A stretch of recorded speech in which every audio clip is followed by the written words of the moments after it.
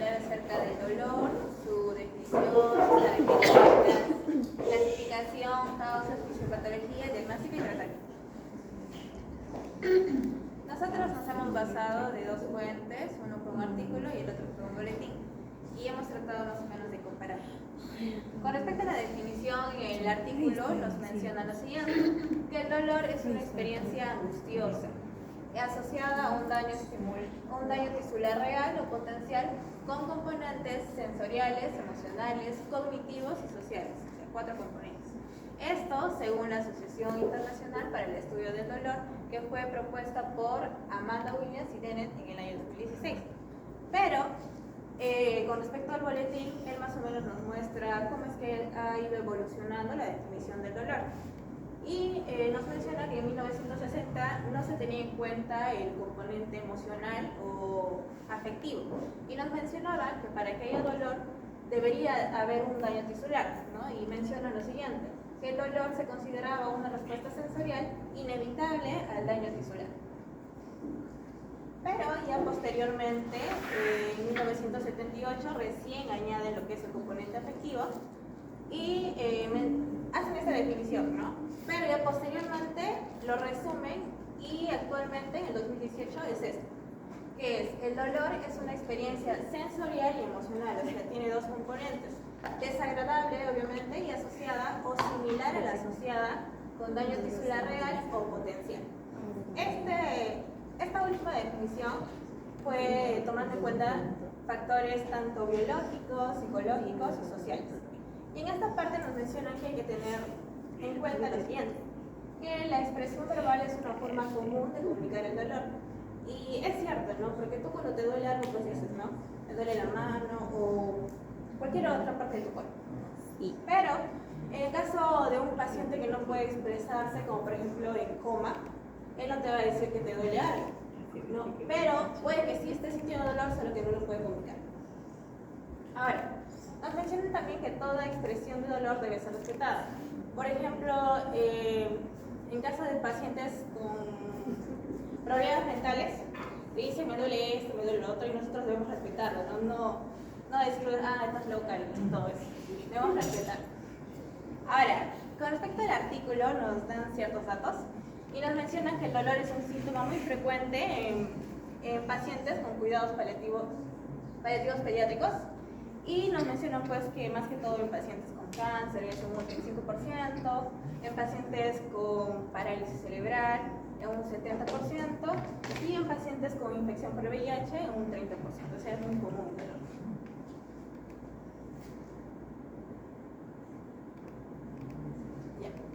Ahora, con respecto a la clasificación, el boletín únicamente consideró la clasificación según su fisiopatología y según su duración, pero el boletín ya puso otras clasificaciones según su curso y según su intensidad. Ahora, como ya estuvo hablando la doctora, hay 3 tipos de dolor según la fisiopatología: el dolor nociceptivo, el dolor neuropático y el dolor complejo mixto. En el caso del dolor nociceptivo, se va a producir por la activación de los nociceptores, que son receptores del dolor. Ahora, ¿cómo es que se activan estos? Pues como respuesta a una lesión o una inflamación tisular. Dentro de los nociceptivos, del dolor nociceptivo hay 2 tipos, el dolor somático y el dolor visceral. Y a su vez, dentro del dolor somático hay 2 subtipos, el dolor somático superficial y el dolor somático profundo. Ahora, la diferencia es en la superficialidad, ¿no? Se podría decir. Porque el dolor somático superficial se va a producir cuando se activan los nociceptores de la piel y de las mucosas. En cambio, el dolor somático profundo se va a activar cuando se activan los nociceptores óseos, articulares, musculares y del tejido cognitivo. Ahora, este dolor somático se va a transmitir por medio de fibras mielinizadas y, como estaba mencionando el compañero Tineo, este dolor es un dolor localizado, o sea, si te golpeas la mano, esta parte va a decir que me duele en esa zona. Y se va a describir como un dolor opresivo, quemante, punzante o pulsante. En cambio, el dolor visceral, como también lo estuvieron mencionando, es un dolor difuso. Y muchas veces se menciona que es un dolor referido. Se va a activar pues precisamente cuando se estimulan los nociceptores de los órganos internos. y se transmite mediante fibras no mielinizadas y el dolor es mal localizado, difuso, sordo, espasmódico u opresivo. Ahora, con respecto al dolor neuropático, ya vendría a ser un dolor ocasionado por una lesión directa del sistema nervioso central o periférico. Por ejemplo, que de víscera hueca, ¿no? Cuando decimos de víscera hueca es de la forma visceral, ¿no? Por ejemplo, una compresión de los nervios, una sección transversal, infiltración, isquemia, una lesión metabólica de los nervios. Y esto se va a describir como parestesias, hormigueo, ardor, calambres, hincadas, punzadas. Y la alodinia, que es un dolor que, por ejemplo, normalmente una caricia no te causa dolor, pero en este caso, en la alodinia, esa caricia tú vas a sentir como hincadas o un dolor fuerte. Y la hiperalgesia, que es la exageración de la respuesta al dolor. Con respecto al dolor complejo mixto, pues va a ser la combinación de los dos anteriores mencionados, y también va a presentar sintomatología de ambos tipos. Ahora, con respecto a la clasificación según su duración, creo que la mayoría ya conocemos el dolor agudo y el dolor crónico. El dolor agudo, que va a estar dada hasta los 3 meses, y el dolor crónico más de 3 meses. El dolor agudo se inicia de forma intensa, de forma brusca o súbita, y se puede resolver cuando desaparece la causa que lo provoca. En cambio, el dolor crónico es de forma insidiosa, progresiva, y suele ser refractario al tratamiento. Y muchas veces el dolor crónico está asociado a síntomas psicológicos como depresión, ansiedad, miedo, insomnio, alteraciones del comportamiento y en especial con las relaciones sociales. Y nos menciona que el dolor crónico también puede ser considerado una enfermedad, por ejemplo, el dolor crónico lumbar. El dolor agudo pues podría ser, por ejemplo, una apendicitis, el dolor crónico podría ser la migraña o también la fibromialgia, que hemos estado viendo. Correcto. Ahora, la clasificación según su curso menciona 5, el dolor continuo basal, que es el que se mantiene durante todo el día, persiste a lo largo del día y no desaparece. En cambio, el dolor intermitente es el que aparece y desaparece, y entre los periodos no hay dolor. El dolor interruptor vendría a ser cuando tienes un dolor permanente, pero sin causa alguna o sin saber el por qué, de la nada se aumenta el dolor que tú tienes, pero tú no sabes la causa. Pero en cambio el dolor incidental es cuando tú sabes la causa y no lo haces porque te duele. Por ejemplo, no sé, bailar o caminar o levantarse, ¿no? Y tú evitas esos actos para que no te duela. El dolor final de dosis vendría a ser el dolor que se presenta justo antes de la administración de una dosis. Y esto más que todo se relaciona con el hecho de que es necesario hacer un ajuste de dosis o el tiempo de vida media del fármaco, pues es necesario ajustarlo. Aumentarle el intervalo para que no le pueda causar dolor justo antes de la administración del fármaco. Ahora, la última clasificación, que es según su intensidad, tenemos la leve, moderada y severa, y esto más que todo es para nosotros poder actuar en el momento. Por ejemplo, un paciente politraumatizado que va a tener mucho dolor, y tú vas a necesitar actuar rápido, ¿no? Para tratar de bajarle el dolor que está sintiendo. Entonces vas a utilizar una vía de administración intravenosa y le vas a dar un analgésico opioide mayor. Pero en cambio, si es que es un dolor leve, un dolor de cabeza, tú le puedes dar por vía oral y puede ser un analgésico no opioide. Y esto más que todo se calcula o se clasifica según las escalas de valoración del dolor, para el dolor. Ya se van a explicar más adelante. Doctora, quiero que revisemos esto del dolor final de dosis.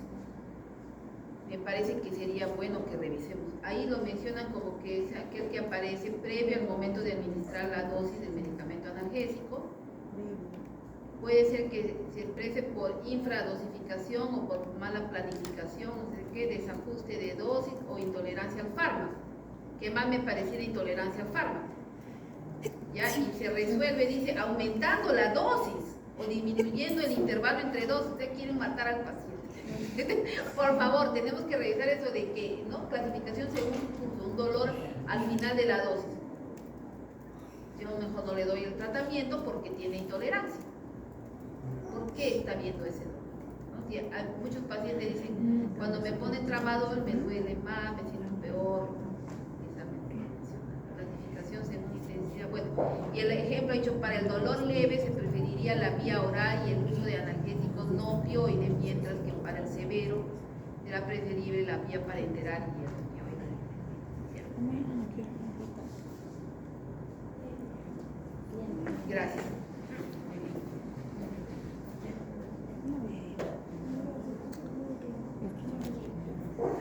Primero vamos a iniciar con la fisiopatología respecto al boletín informativo. Se menciona que desde la antigüedad el dolor siempre ha sido un problema que está presente en las sociedades y que se ha buscado entender y controlar.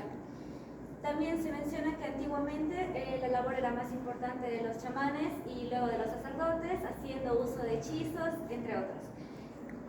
Y bueno, perdón, ya sé que quieren irse, pero me aprendí todo.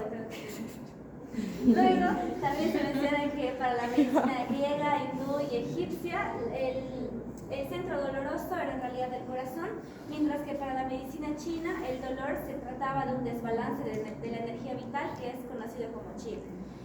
Varios años después... Desbalance de la energía vital, algo de cierto tiene todo eso.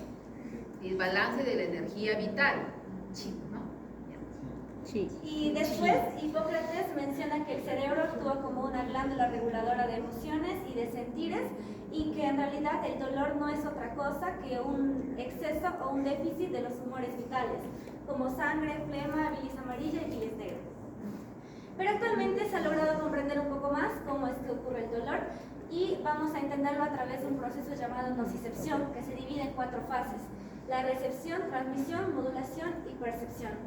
En primer lugar, a nivel periférico va a existir un estímulo o un trauma, algo dañino, y se van a liberar diversas sustancias como la histamina, bradicinina, prostaglandinas, entre otros. Sustancia P también. La sustancia P, claro, para que esto va a producir que se activen los nociceptores y estos a la vez van a enviar el estímulo a través de 2 tipos de fibras. Las fibras C, que son característicamente angiolínicas y producen un dolor sordo y lento, es lo que conocemos como un dolor visceral. Y las fibras A delta, que son mielínicas y son características de un dolor rápido y agudo. Luego, esta señal va a viajar hacia el nivel medular en el asta posterior de la médula espinal. Pero existe una parte de la lesión que regresa hacia el nivel periférico activando los reflejos segmentarios. Esto es lo que se supone que nos va a ayudar a enfrentar este estímulo. Por ejemplo, el aumento de la tensión muscular, los cambios en el aparato cardiovascular como el aumento de la presión arterial o el reflejo nauseoso. Otra parte de la señal va a ascender al nivel encefálico a través de los tractos espinotalámicos. O sea, hay un llamado arco reflejo aquí abajo, ¿no? Porque retorna hacia un arco ya, y el otro ya sube. Ajá. Llega hacia el tálamo, que va a ser una estación de relevo en la cual se va a distribuir la señal hacia 2 partes principales. Se menciona que se hace uso del núcleo ventral posteromedial y del núcleo ventral posterolateral para que ambos proyecten el estímulo hacia la corteza somatosensorial primaria, o llamada S1, en el lóbulo parietal, que se va a encargar de que nosotros podamos sentir el dolor en 3 características. Bueno, en 3 aspectos: la localización, la intensidad y las características. Podemos decir dónde está el dolor, cuánto lo siento y, por ejemplo, cómo es que me duele. Después el tálamo también lo va a redistribuir hacia el sistema límbico, y aquí vamos a poder obtener la parte emocional del dolor. Es cómo es que nos sentimos después del dolor y cómo es que lo afrontamos. También existe una vía que desciende del nivel encefálico hacia el nivel medular, que se activa mediante los neurotransmisores como la serotonina, endorfinas y noradrenalina. Y es la parte de la modulación donde la señal puede amplificarse o inhibirse. Ya, o sea que allí, ¿qué es lo que está pasando en esa modulación? Nosotros con el pensamiento podemos controlarlo. Sí, y también ¿no? se ¿Qué menciona está participando? Noradrenalina y serotonina. Sí, y eso disminuye la transmisión del dolor. Claro, así hacen los faquires, ¿no? Tienen una capacidad para modular el dolor, aunque estén encima de los alambres de clavos, ¿no? Sí. Eso es todo respecto al boletín. Ahora vamos a hablar del artículo. ¿Cuál era el tálamo, doctora? En el tálamo era posterior. Ajá, el núcleo ventral posterior y el lateral. Y lateral, esos son los dos, ¿no?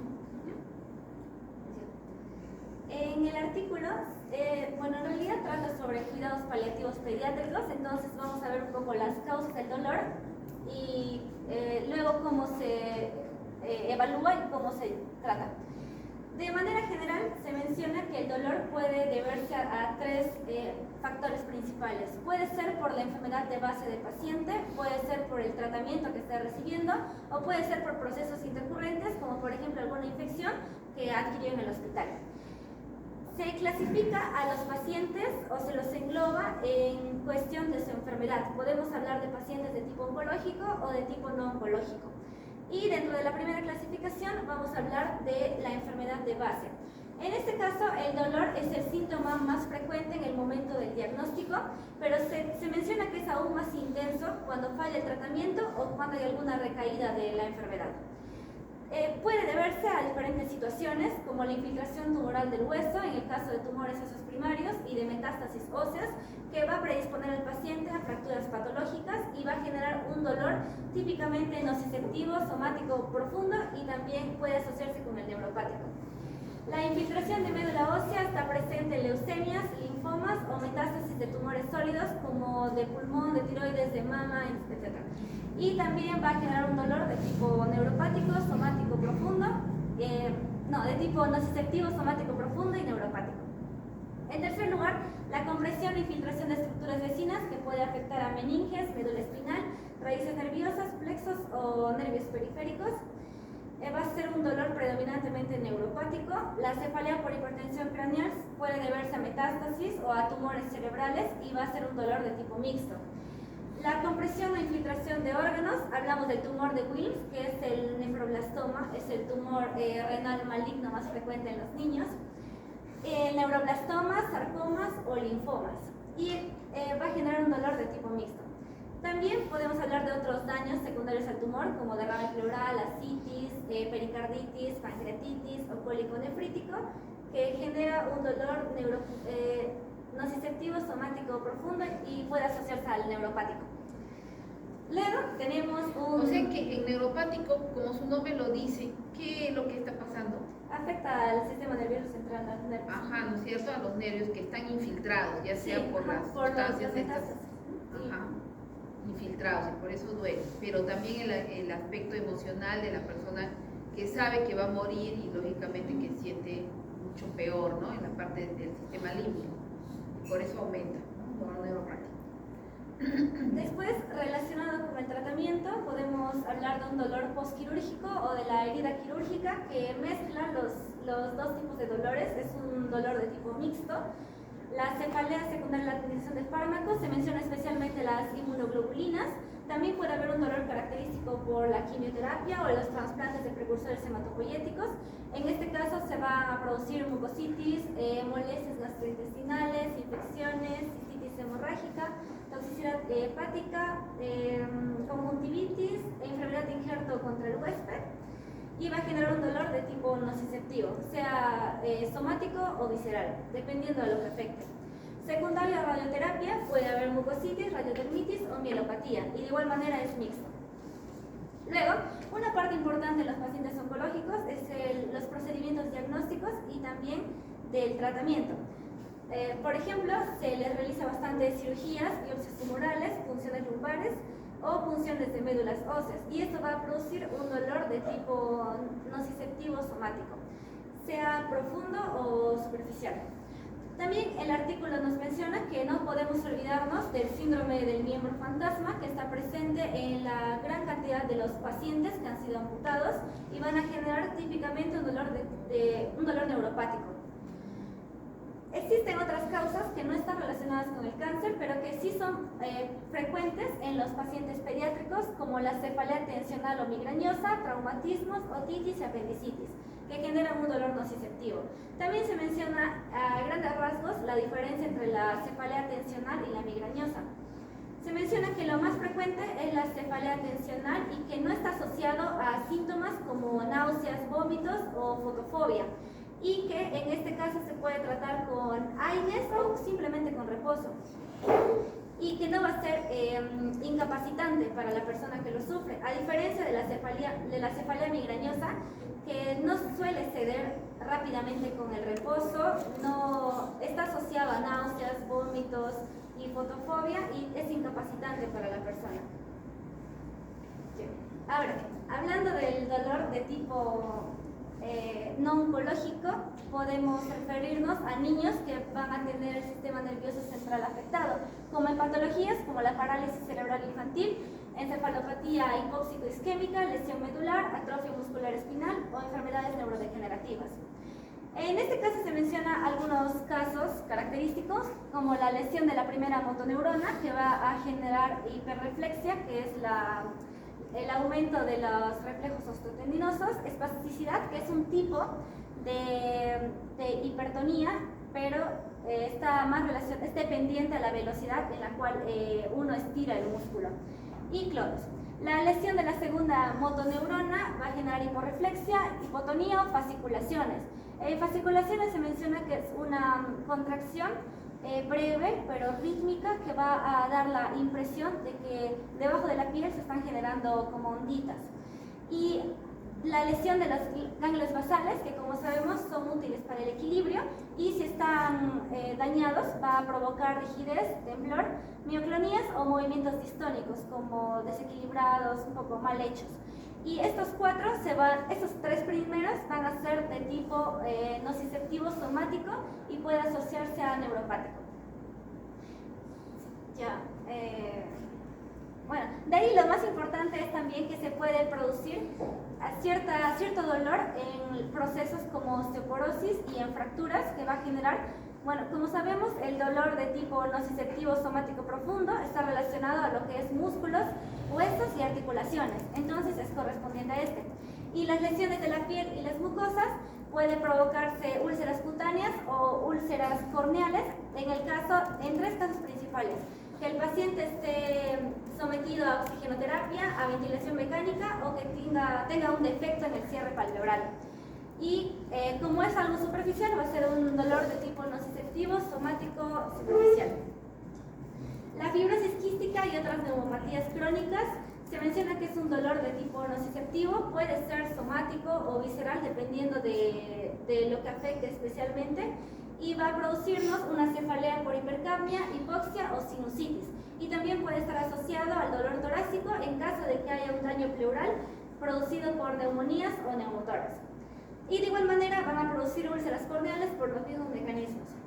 La infección por VIH y SIDA, las manifestaciones van a depender en realidad del estadio clínico que se encuentra el paciente, pero en general podemos mencionar que produce lesiones cutáneo-mucosas, hay dolor de la cavidad oral y odinofagia, puede ser secundario a herpes, a candidiasis, a citomegalovirus y a úlceras orales.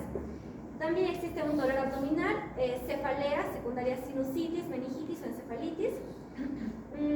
Y después también puede existir otalgia, que puede ser secundaria a infecciones del oído medio o externo.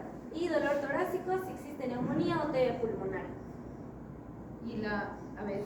Y dice daño cerebral y medular. Se menciona que es lo conocido como el dolor central. O sea, ¿de dónde? Tálamo.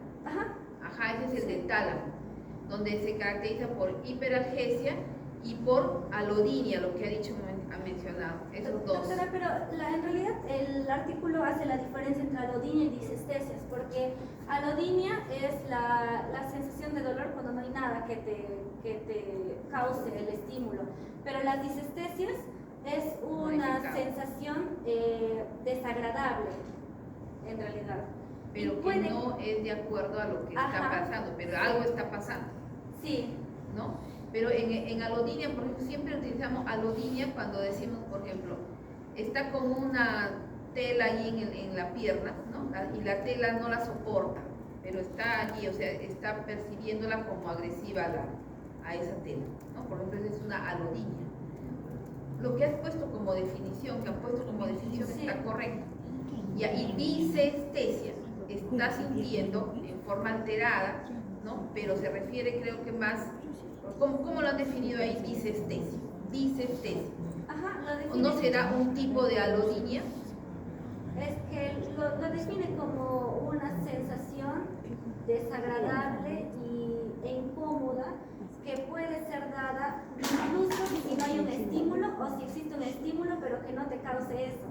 Y también lo diferencia, por ejemplo, de parestesias, que las parestesias en realidad no son un estímulo desagradable. Son Un estímulo que no debería causarte malestar. Ajá. Eso es alodinia. Pues a ver, ¿cómo han definido a la alodinia? A ver, ponlo allí, por favor. Ahí te dice alodinia. A ver. Hiperalgesia, exageración de la respuesta al dolor. Ya. Me duele mucho algo. Ya. Y lo otro, la alodinia. Sí, pero en disestesia se menciona que no existe un dolor, es una Alodinia, sensación. dolor debido a estímulos que normalmente no son dolorosos. Sí. Como por ejemplo la caricia o como algo que te pone, por ejemplo, una colchita bien enfelpadita que te molesta porque sientes dolor con esa colchita que está tan afelpada. Esa es una alodinia. Y la disestesia lo estoy entendiendo como algo que no, o sea, que hay allí un dolor que, a ver, ¿cómo podría decir la diferencia? A ver, miren, hay alguna definición para disestesia, doctores, para definirlo bien y quedar claros, porque no dicen disestesia en tálamo, dicen solamente alodinia e hiperalgesia.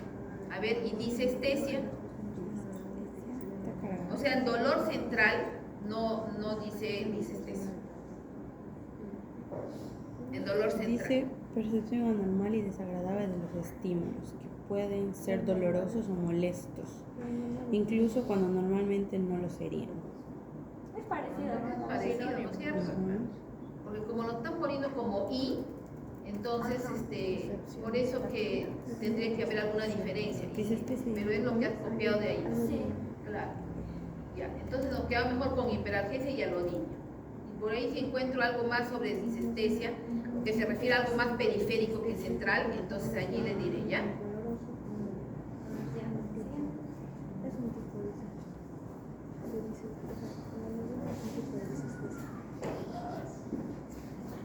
Ya, bien, ahora vamos a hablar del diagnóstico. Vamos a empezar con la información que nos brinda el artículo.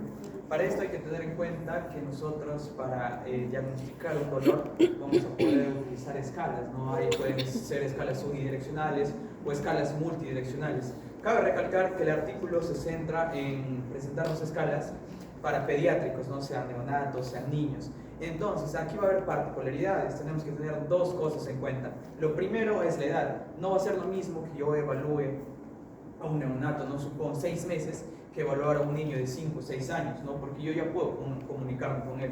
Segundo, hay que ver el nivel cognitivo.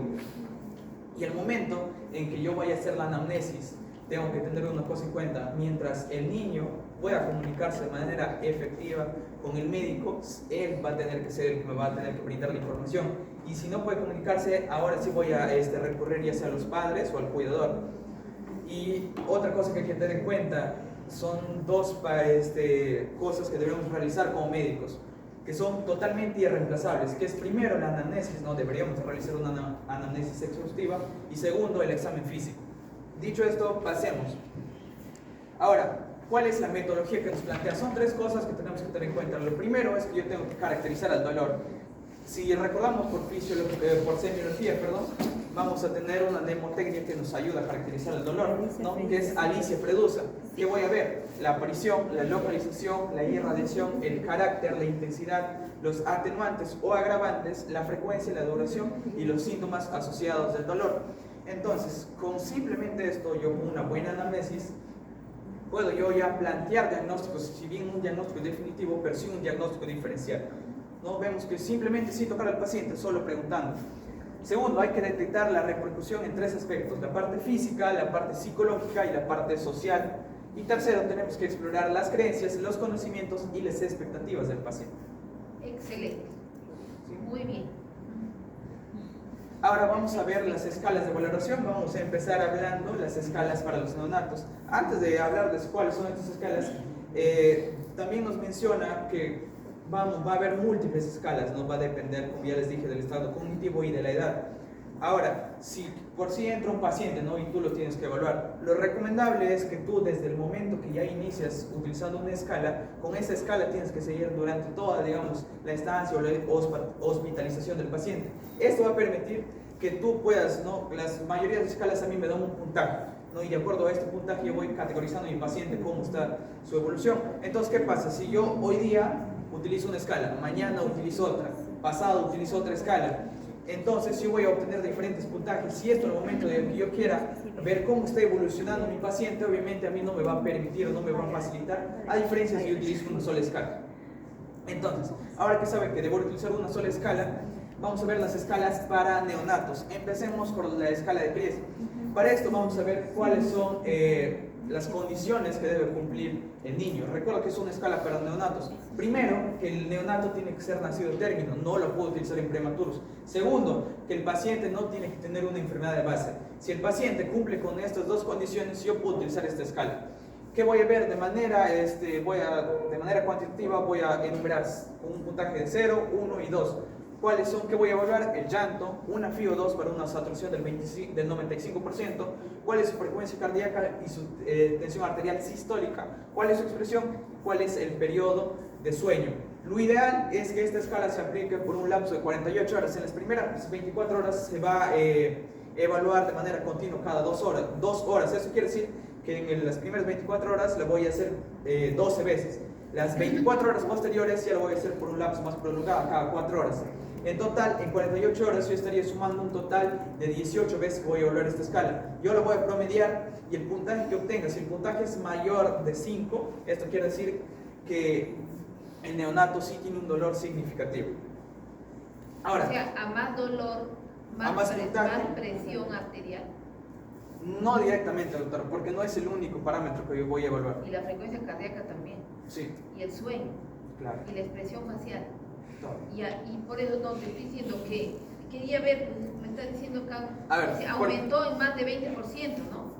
O Claro. sea que sí aumenta, cuando no, aumenta la frecuencia cardíaca y la presión arterial y el llanto. Hoy día vimos a una paciente al costado que no hacíamos caso, pero una paciente que lloraba al costado, ¿no?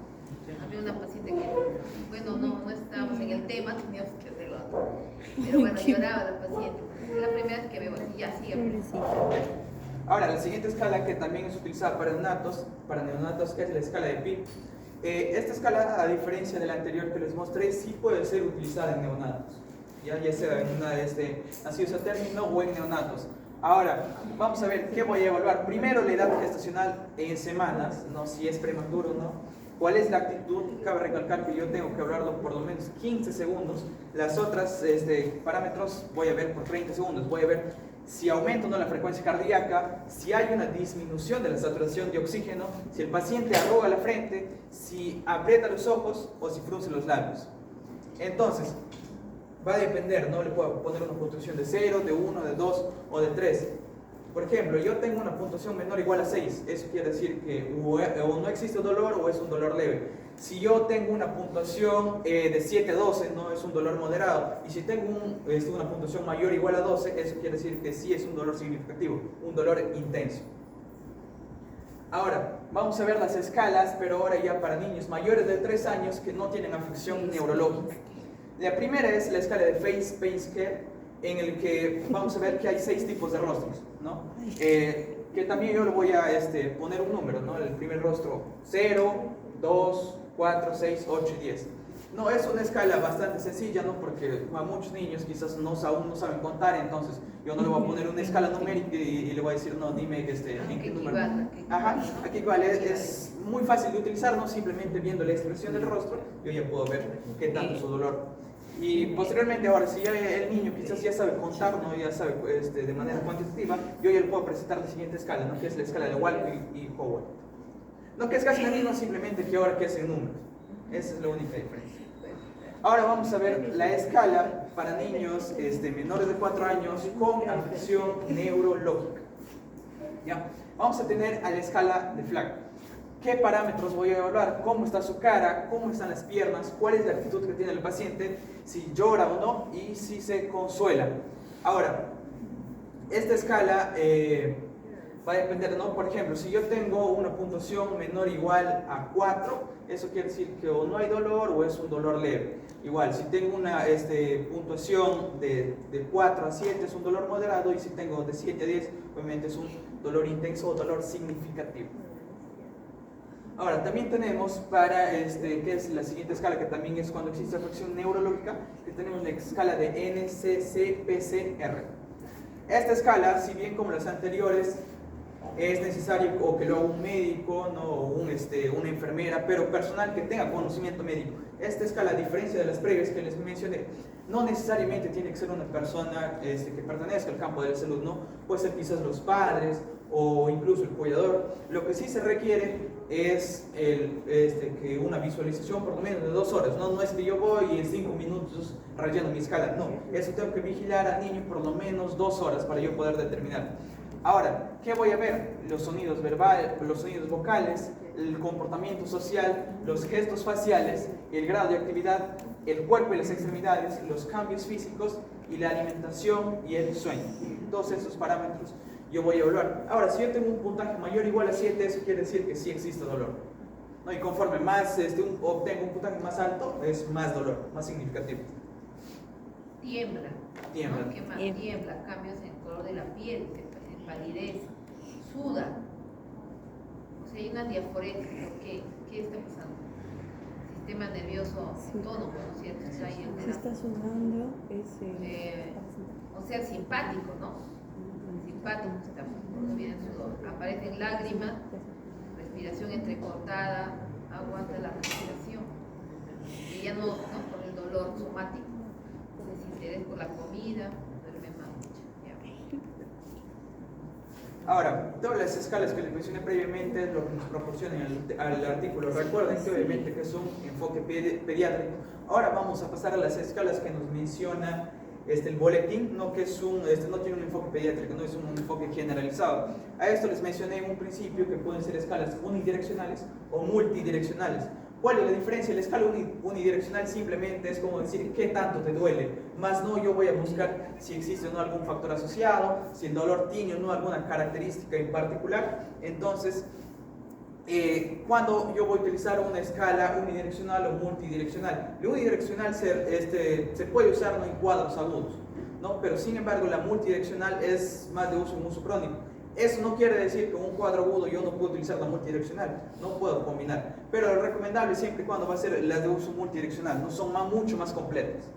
Comencemos con la primera escala unidireccional, que es la EVA, creo que es de las más conocidas que tenemos, que es la escala visual analógica, en el que voy a tener una numeración de 0 a 10, y en el que obviamente yo le voy a pedir a mi paciente, ¿no? que compare con el dolor que alguna vez tuvo, el máximo dolor. Lágrimas, que hemos visto en el otro también. Exacto, lo pueda cuantificar.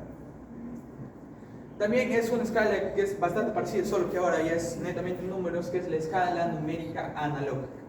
No, y lo mismo, yo le voy a pedir al paciente que me señale qué tanto es el dolor en una comparación del 1 al 10. Ahora, ¿qué pasa si yo tengo pacientes adultos mayores o quizás pacientes con un bajo grado de educación que se les puede complicar ponerles una escala del 1 al 10 y no saben cuantificar qué tanto es su dolor? Para esto puedo utilizar la escala categórica analógica, en el que el paciente, pues obviamente al tener menos parámetros ahora es o nada, o poco, bastante o mucho, pues se le facilita mucho más al paciente que pueda categorizar su dolor. Ahora vamos a pasar a las herramientas multidireccionales, que si ustedes van a poder comparar a comparación de las unidireccionales, voy a tener mucho más datos y mi diagnóstico presuntivo va a tener un enfoque mucho mejor que a la comparación que si utilizo una escala unidireccional. Ahora, la primera es la escala de MC-GIL, que es una escala que me evalúa 3 parámetros, ¿no? La parte afectiva, sensorial y evaluativa. No, por ejemplo, son ítems en los que yo le voy a ir leyendo al paciente y el paciente tiene que responder. A ver, tomemos un ejemplo. El tipo de dolor, ¿es un dolor a golpes o continuo? Entonces el paciente no tiene que responder sí o sí cualquiera. Segundo, el dolor es periódico, repentino, insistente o intermitente, ¿no? Entonces así le vamos a ir preguntando a todo el paciente. También es necesario que yo evalúe un EVA también aquí al paciente, no simplemente es quedarme con estas preguntas. Y pues, de acuerdo a las respuestas que yo obtenga, no es que aquí yo obtenga un puntaje, no simplemente que a mí me va a servir para yo poder enfocar más ante qué tipo de dolor estoy tratando. Dice, un ratito, a ver, vamos a ver. Dice incisión, como si me cortase o como una cuchilla, como algo diferente o esas dos maneras es para decir, ¿no? A eso se refiere. O sea, incisión, como si me cortase o como si fuera una cuchilla, ¿no? Ese es llamado dolor lancinante, ¿no? Lancinante. Punción, como un pinchazo, como una aguja, como un clavo, o es punzante o es perforante. Cualquiera de esas cuatro maneras puedo decirle, ¿no? Claro. Y la escala del dolor en español es bastante parecida a la anterior, ¿no? Que ya les dije qué parámetros se evalúa, la parte sensorial, la parte afectiva y la parte evaluativa. No simplemente que obviamente que esto es una escala lingüísticamente y culturalmente ya traducida y se le facilita mucho más la comunicación al paciente. No, que ahí está la parte sensorial, la parte afectiva y la parte evaluativa. A ver, vamos a ver. Valor, intensidad, afectivo. Terrible, espantoso, horrible. ¿Qué tipo de dolor lo O la sensorial, como pulsaciones, como sacudida, como latigazo. Cualquiera de las dos maneras. Ya. Luego tenemos el cuestionario de N4, en el que consta de 10 ítems, 7 de ellos es respecto a la sintomatología y los 3 posteriores, los 3 últimos, es de acuerdo a la exploración física que yo encuentro. Por ejemplo, en la parte de la entrevista, la pregunta 1, ¿tiene dolor una o más de las siguientes características? Y responde con un sí o con un no. Aquí no hay punto medio, ¿no? ¿El quemazón sí o no? Frío doloroso sí o no, calambres eléctricos sí o no. Entonces yo con cada ítem voy a ir preguntándole al paciente. Entonces recuerden que a diferencia de las primeras escalas que les mencioné, que les mostré que eran escalas unidireccionales, las escalas multidireccionales no me dan un puntaje como tal. A mí me permiten para evaluar de manera detenida, ¿no? Cada característica que el paciente me dice de su dolor para yo poder tener un enfoque. Esa es la diferencia entre una escala unidireccional de una multidireccional. Ahora, a ver, la anterior dice, pregunta, ¿está el dolor localizado en una zona donde al examen físico puedo mostrar una o más de las siguientes? Hipoestesia al tacto, hipoestesia al pinchazo, con esa agujita que tiene usted, ¿no? Ya, y el tacto superficial. El otro es pregunta, en la zona dolorosa, ¿el dolor es causado o incrementa por un cepillado suave de la piel? Por cada respuesta positiva asigne un punto. Ya, cuestionario DN4. Ya, y les dejo con el tratamiento. Ya, gracias. Bien. Ahora vamos a ver el tratamiento. Vamos a ver el tratamiento no farmacológico y el farmacológico. El objetivo de ese tratamiento va a ser controlar lo posible el dolor para que el niño pueda llevar una vida más normal posible. No es conseguir con ese tratamiento la ausencia total de dolor, solamente alcanzar el mínimo dolor posible para que el paciente tenga una mejor calidad de vida. Siempre buscar un equilibrio entre el control del dolor y los efectos secundarios que se pueden causar, y siempre entrenar o hablar, enseñar a los padres o cuidadores del paciente. Ahora, en el tratamiento no farmacológico tenemos la rehabilitación, fisioterapia y terapia ocupacional, que va a ser más que todo dirigido a maximizar la funcionalidad, previniendo las atrofias musculares, deformidades. En las medidas físicas, estimulación con prensas de calor y frío, masajes, caricias. El contacto físico va a reducir lo que es la ansiedad asociados al dolor. En las medidas cognitivo-conductuales es buscar la distracción, ya sea usando juegos, lectura, imágenes, el arte. El arte, claro, la relajación. Sí, el ejercicio físico y técnica de relajación, ¿no? Las terapias complementarias, la musicoterapia, acupuntura, aromaterapia. Aromaterapia. En lo que es el TENS, estimulación nerviosa eléctrica transcutánea. Reflexología, doctores. Tienen que aprender reflexología. ¿Ya? Porque también se puede utilizar reflexología para no utilizar anticonvulsivantes. También eso, de verdad que yo estoy actuando con ello con un paciente que es enfermero, que hace guardia, todo, y está resultando la reflexología. ¿Sí? Bueno, en el TENS, la estimulación nerviosa eléctrica transcutánea, aplicación de corriente eléctrica para liberar endorfinas y bloquear el estímulo nociceptivo relacionado con el dolor. En el aborde psicológico, tratar el trastorno asociado, asegurar confianza, comunicación, información entre el niño y su entorno. Ese también de TENS, ¿no? TENS Sí. también está muy interesante. Ya. En el tratamiento farmacológico, según la directriz de la OMS para menores de 12 años, vamos a tener una estrategia difásica, donde en la primera fase vamos a tratar el dolor leve con analgésicos no opioides. Como sea el Ya, no, ya empieza la OMS con sus onceras, Dios. Te lo juro que ya solamente para informar, nomás, doctor, ya, porque cada cosa que pone ahí, cada cosa que la odia. por eso. Ah, sí, la odia, pasa. No, yo también odio. Ya, hasta el final, te pasa, pasa, Sí, me pasa.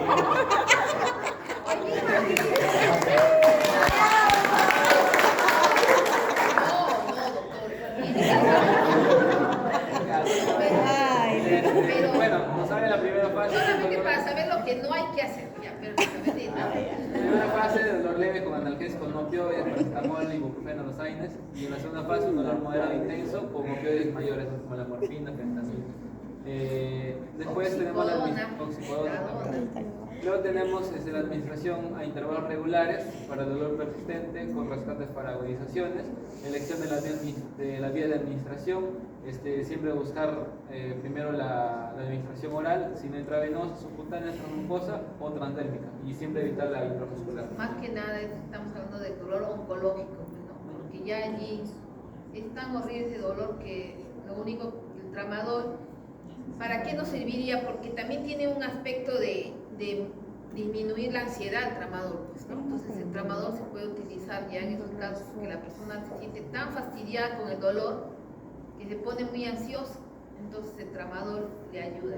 A ver, miren ahorita el mecanismo de acción del tramador. ¿Cómo actúa? Tramador. O es considerado un opioide débil, codeína y tramador. Lo malo es que lo ponen con dimidrinato, dice, para que no cause náuseas. Son ceras, hace Diosito lindo. O sea, un medicamento más otro medicamento. A ver, ¿qué dice? Mecanismo de acción. Bloquea la transmisión de las... Inhibe receptores opiáceos y la recaptación de los neurotransmisores de serotonina y noradrenalina. Ajá, ahí es donde hace serotonina y noradrenalina, justamente Dice, la deja ahí en disminuye la liberación en de el espacio. neurotransmisores excitatorios como Noradrenalina. sustancia P, glutamato. Ah, glutamato inhibe, ¿no? Sí, dice, inhibe la transmisión del dolor al disminuir la liberación de neurotransmisores excitatorios. Sí, pues glutamato. Y Ese sustancia glutamato, también por eso es bueno. Ya, entonces yo diría pues darle un poquito, o sea, menos cantidad en forma subcutánea para que vaya liberándose poquito a poco y una dosis menor de 50. Empezaría con una dosis de 25. Entonces ahí vería que de repente con eso es suficiente. Le meten 100 miligramos. ¿Ya? Entonces, por eso ahí hacer las pruebas, de repente se puede trabajar con una dosis mínima, porque sí tiene un buen efecto. Pues. Ya por eso es bueno. Entonces así ya no tendré que utilizar dimidrinato, porque también ahí tengo que ver el dimidrinato, qué acción tiene dimidrinato. Ya, pero algo más no o sea, digan lo que hace. Ya, antiemético, o sea, actúa en el centro del vómito, pero ¿qué más? No dice que hace algo más, la varadiquinina, no hace nada. Búsquenlo, por favor, dimidrinato, todas las acciones, entonces para que vean si es necesario darle, porque, o sea, tengo que disminuirle la acción vomitiva que tiene, ¿no? Para dejarle la otra acción. Y listo, y entonces ya no le doy dimidrinato. Ya, porque bueno, el dimidrinato le va a hacer dormir, decimos al paciente también, ¿no? Que le hace dormir, entonces ya con eso se completa y al menos Dice, duerme. bloquea los receptores H1 en el sistema vestibular y en el centro del vómito, que es el área del postrema y núcleo del tracto solitario. Ajá, tracto solitario, ¿no? Reduce la estimulación vestibular del aparato del equilibrio en el oído interno y disminuye la transmisión de impulsos hacia el centro del vómito. Más que nada ha hablado del vómito, área postrema, ya, pero no. En cambio el tramador sí, ha dicho cosas que sí son necesarias, por eso yo de todas maneras cuando insisten ya digo ya está bien, pero menos dosis, Y con menos dosis sí funciona y no tengo que necesitar ya darle dimidrinato, ¿no? Pero a veces viene paciente que tiene vómito, ¿no? Vómito por el tramadol, pero porque le estoy dando mucha cantidad, mucha dosis. Ya. Y bien, siempre trabajar con tratamiento individualizado, ver, ajustar la dosis según la edad del paciente, el peso, el estado Muy bien. nutricional que tiene, las interacciones que se van a hacer Ah. y si el paciente pues, tiene insuficiencia renal o hepática. Luego tenemos los analgésicos no opioides que van a ser útiles en dolor leve moderado y con coadyuvantes, ¿no? Con los opioides, como por ejemplo, a veces mezclan tramadol con paracetamol. O no debemos mezclar, ¿no es cierto? Tramadol con paracetamol. Así lo dan. Ah, lo dan así, pero ¿y qué hace el tramadol, el paracetamol? ¿Dónde actúa? ¿O qué puede producir? Efectos adversos del paracetamol que tanto se utilizan. Por favor, ¿pueden ver?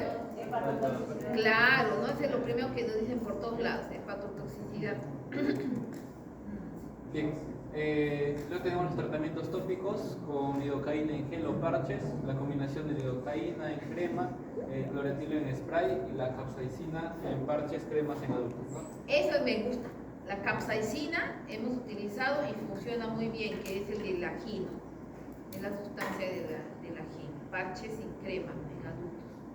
Muy bien. Y luego tenemos los fármacos adyuvantes, la mitriptilina, antidepresivo tricíclico, la duloxetina, venlafaxina, la benzina, la pregabalina, la carbamazepina, la ketamina, Ya empiezan los horribles. Ya. la inilina, La y bisfosfonato. dexametasona, clonidina, bifosfonatos, poca evidencia para dolor óseo. Y las medidas intervencionistas va a ser la inyección de toxina botulínica relajante muscular que tiene una duración entre 3 a 6 meses. Doctorita, quisiera que sí, va a terminar, sí. La infiltración de anestésicos Perdón, locales, perdón. la infiltración de anestésicos locales que puede ser utilizada en diferentes tejidos como la lidocaína, el bloqueo de nervios periféricos, plexos o ganglios simpáticos, que es la inyección, en este caso, de medicamentos en el nervio y tiene una duración entre 1 a 8 horas.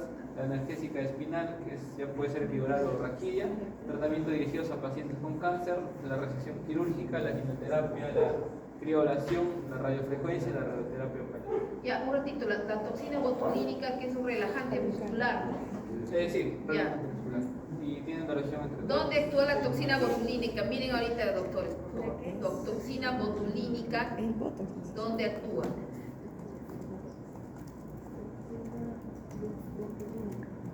Relajantes musculares. A nivel de la placa mioneural. En la unión neuromuscular. Ajá, o placa mioneural, unión neuromuscular, ya. ¿Qué dices? Libera acetilcolina en la placa neuromuscular y inhibe las proteínas como el SNAP25, sintaxina, para la exocitosis de las vesículas que contienen acetilcolina. O sea que va a hacer que Inhibe se la produzca liberación. más o la inhibe. Inhibe la liberación Claro, de acetilcolina. Por eso relaja, ¿no? Por Porque eso hemos no dicho- llega al neurotransmisor, dice el receptor nicotínico del Entonces hay músculo. parálisis flácida del músculo. Ajá. O sea, disminuye la tonicidad del músculo porque es un problema de hipertonía que lo tenemos, por ejemplo, en los pacientes con parálisis cerebral, ¿no? Que tienen bastante espasticidad, que ya hemos mencionado a la compañera, y entonces la toxina botulínica nos puede ayudar porque es relajante muscular. Bien. Ujú. Y el otro tratamiento del siguiente artículo, vamos a tener como objetivo terapéutico reducir la intensidad del dolor, un descenso, un EVA mayor al 30%, prevenir o minimizar. Mayor de 30%. 30%, sí, 30% sería. Prevenir o minimizar la discapacidad causada por el dolor, mejorar la calidad de vida del paciente, el abordaje multidisciplinario, un plan terapéutico debe ser multinodal y basado en las características individuales de cada paciente, lo que habíamos mencionado, una terapia íntegra farmacológica, no farmacológica y el abordaje intervencionista. En tratamiento del dolor nociceptivo vamos a ver el escalón 1, que se van a utilizar los analgésicos no opioides, como paracetamol, los AINES, los neuromoduladores, ese componente neuropático. La indicación de va a ser un dolor leve o leve moderado y pueden asociarse con otros analgésicos en dolor moderado a severo. Las características: poseen un techo analgésico, quiere decir que va a haber una dosis máxima, que si se aumenta esa dosis no va a tener un mayor efecto en la disminución del dolor en el paciente. y siempre usar la menor dosis posible y por el menor tiempo necesario. En el escalón 2 vamos a tener los opioides débiles como el tramadol, la codeína. Las indicaciones van a ser para el control que no logra dar el paracetamol o los AINES, en este caso el dolor nociceptivo, de intensidad moderada. Las características pueden asociarse al paracetamol o a los AINES y iniciar con dosis baja y titular. Si no hay control se retiran y se pasan a opioides potentes. En el escalón 3 vamos a tener los opioides potentes. La indicación va a ser el dolor moderado e intenso o pacientes con dolor no controlado. Acá se va a empezar con la menor dosis posible y aumentar no más de un 25 o 30% en revisiones. No posee un techo analgésico. Las formas transdérmicas son para pacientes con disfagia, problemas de cumplimiento o insuficiencia renal o cuando la dosis es detectable. En las rotaciones de opioides siempre se va a buscar rotar estos medicamentos porque puede llegar a ser una tolerancia analgésica. Entonces, siempre O sea, buscar... adicción, ¿no? Adicción. Y se requiere modificar la vía o el analgésico. En el escalón 3, si hay una dificultad de controlar el dolor, y un fármaco es eficaz en todos los tipos, se puede hacer la monoterapia versus la combinación, ¿no? Se recomienda iniciar con monoterapia y si no hay control considerar el cambio de fármaco o la asociación de estos. En la primera línea, los antidepresivos como la mitriptilina. También tenemos los fármacos antiepilépticos, la gabapentina, la pregabalina. En la segunda línea, los fármacos tópicos, la capsaicina, en parches al 8% en zonas localizadas, parches de lidocaína al 5%, en el caso de neuropatía posherpética localizada. El tramadol, si no hay mejoría con fármacos de primera línea, solos, tramadol o combinados, y nos va a servir para el dolor neuropático moderado a severo, y se puede iniciar con un agente de primera línea y añadir un opioide débil de segunda línea, como el tramadol. ¿Qué será?